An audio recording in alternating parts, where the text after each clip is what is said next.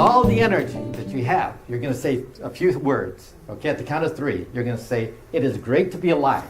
It is. Wait. At the count of 3. Simon didn't say it. 1, 2, 3. Great to be alive! Hey, have a seat. This $1 million attitude, where I got it from, some of you are too young, but in the 1950s and early 60s, anybody remember that? No, better say no. Even there was a television show by the name of The Millionaire. Oh, yeah. You remember? Yeah. Okay, don't say you're younger than that. No, I don't. There was a millionaire show, and I'll tell you real quickly about this millionaire show. There was a billionaire that when the program started, it introduced this billionaire, and I think his last name was, I forget what his last name was, but they would never show him. But he had an executive assistant by the name of Michael Anthony, and that person they showed. And his job was to give away $1 million. So the billionaire would hand him a check, give him a name, and he had to go find that person and give him $1 million. It wasn't just a matter of here's your $1 million. He had to qualify that person. So the whole show was based on that, what happened after the guy got his $1 million. And $1 million in 1955, 1960 is equivalent to $8 million today. So can you imagine receiving a check for $8 million? So it was an interesting show. But the reason I bring this up, one episode of this show showed the Michael Anthony knocking on their door, and the guy says, "I don't want any." No. He says, I hate salespeople. He had a little briefcase. "I hate salespeople. Sir, I just need $1 million. He was very congenial, very nice, always had a smile on his face, even if the guy was yelling from the kitchen. He couldn't see his smile, but he still maintained that demeanor, that real nice demeanor. So I looked at it because the guy, he knocked again. He says, "I told you to get the heck out of here." He said, "I just need a minute of your time." Congenially and really nice smile, just really nice. I said, "How does he do that?" Because at that time I was young, knocking on doors for other things, for selling greeting cards or selling whatever I was selling. And I said, "How does he do that? How does he maintain that attitude?" And it dawned on me that how he maintained that is that he knew what he had. He had $1 million to give that person. So he wasn't going to be affected by it because he knew what he had. So a lot of times we're affected because sometimes we forget that what we have, who we are, what we have to offer. And so it's easy to lose that $1 million attitude because we forget. And people can actually punch holes in us because we lose sight of that. What are the things? I'm going to talk to you quickly because I got a lot to cover. What are the things that we can do to make us have $1 million attitude day in and day out? There's 2 factors I'm going to mention that will get you to $1 million attitude every single day. One of them, you hear this all the time, taking responsibility for your past and your present. I accept responsibility. What does that really mean? Well, if you walk around being a victim of your life, you're doomed for failure. And what do I mean by that? It means that when you see that guy, that little guy that I was talking about with a chip on his shoulder, why does he have a chip on his shoulder?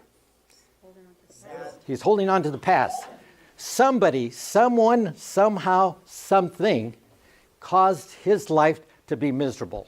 And he's blaming someone, something, because of his life is miserable. So he walks around with a chip on his shoulder because that someone, that something created his life to be miserable. He is not taking responsibility for his life. It could have been a failed marriage.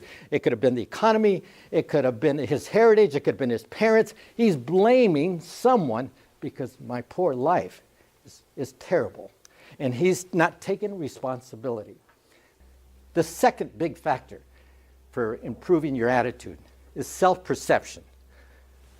What we think of ourselves determine our behavior. As an example, if I feel good about myself, whatever I'm going to do is good. If I feel great, whatever I do is probably going to be great. Is that right? Now, if I don't feel so good, I don't know, these people in this room all seem so good. And I don't quite feel that way. You know, I have a question. You know, that's how people act when they don't feel good about themselves. Now, why don't we feel good about ourselves? Let me tell you something. When we were young, your parents might have told you you're special. Did anybody ever hear that when you were young? And you said, oh, sure, yeah. And they said, no, you really are special. Yeah, sure. You just probably thought it was a superficial compliment. But what really is that you are special. Everyone in this room is special. And you're sure, Frank. But tell me anyone in this world that has your fingerprints. Are you special? Yes. Tell me anyone in this room that has your exact eye color. Are you special? Yes. Tell me anyone in this room that has your talent. Are you special? Yes. Tell me anyone in this room that has your experiences. Are you special? Yes. Now, how can you go around thinking that you're not special when you have all the qualities, all the qualifications? You know, I have met thousands of people in my life, just like you have. And I've never left an introduction of someone that I haven't been impressed with.